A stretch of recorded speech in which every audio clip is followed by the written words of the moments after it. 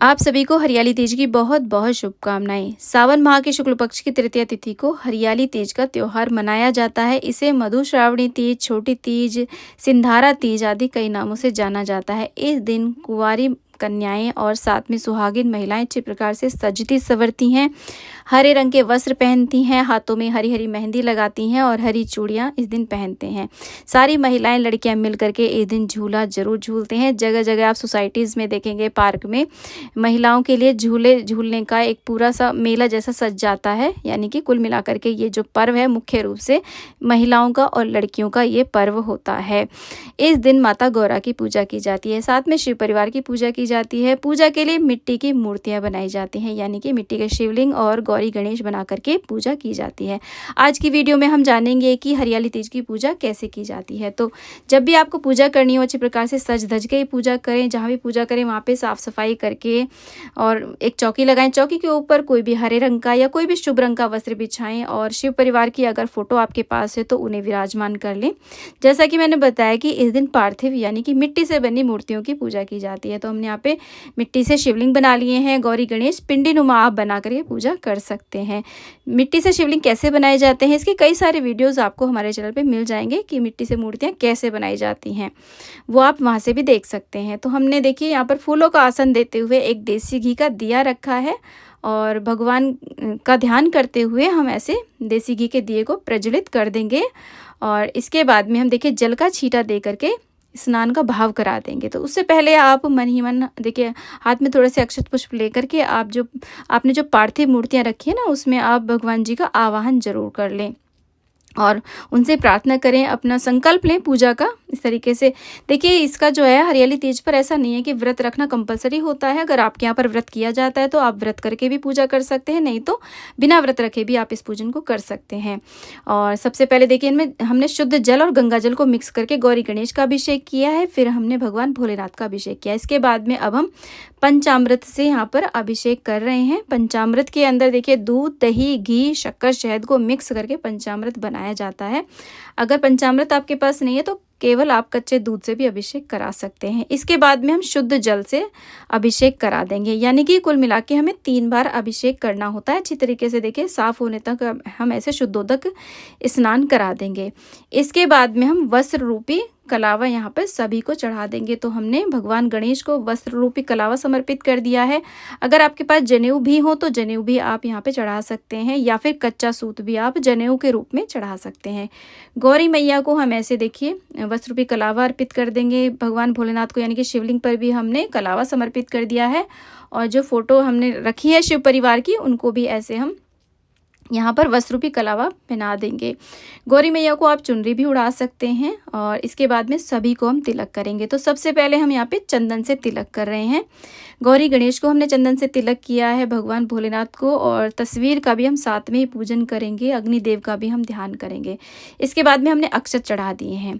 अब देखिए आपके जो सिंदूर दान होता है, जिसमें सूखा सिंदूर होता है, उसमें से सिंदूर लेकर के आप ऐसे गौरी मैया को सिंदूर चढ़ा दें। तो आप जितनी बार चढ़ाएं सिंदूर, उतनी बार ही आप अपने माथे पर जरूर लगा लें माँ से, यानी कि सुहाग के लिए प्रार्थना करते हुए आप ऐसे सिंदूर माँ को जरूर अर्पित करें। सिंदूर दान को भी हम ऐसे पूजा में रख लेंगे।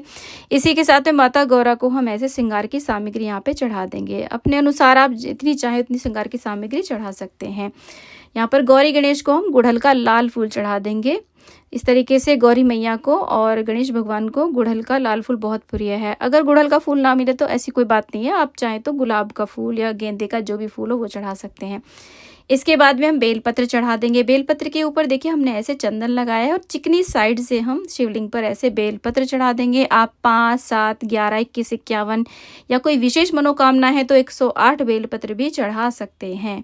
तो ऐसे आप बेलपत्र चढ़ा दें। इसके अलावा भगवान भोलेनाथ की जो भी प्रिय चीज़ें हैं जैसे कि भांग, धतूरा, मदार, ये सारी चीज़ें आप यहाँ पे चढ़ा सकते हैं। फूल में हमने गेंदे के फूल भगवान भोलेनाथ को अर्पित करें, आप धतूरे के फूल या मदार के फूल भी चढ़ा सकते हैं। इसके बाद में हम ऐसे देखिए भगवान जी को यहाँ पर धूप दीप दिखा देंगे और अब हम लगाएंगे भोग। भोग में जो भी ऋतुफल आपको मिले वो उसका भोग आप लगा सकते हैं, चाहे तो 5 प्रकार के हों या फिर 5 केले हों या कुछ भी हो, मतलब भोग में आप कोई भी ऋतुफल फल चढ़ा दें। हरियाली तीज का जो मुख्य प्रसाद होता है या मुख्य मिठाई होती है वो होता है घेवर। तो घेवर का भोग आप ज़रूर लगाएं इस दिन भगवान जी को। आप खुद भी बना सकते हैं या मार्केट से भी ला सकते हैं घेवर। इसके बाद में देखिए हम कपूर जला करके आरती करेंगे। ऐसे देखिए आरती करेंगे, गौरी गणेश की आरती करेंगे, भगवान भोलेनाथ की आरती करेंगे।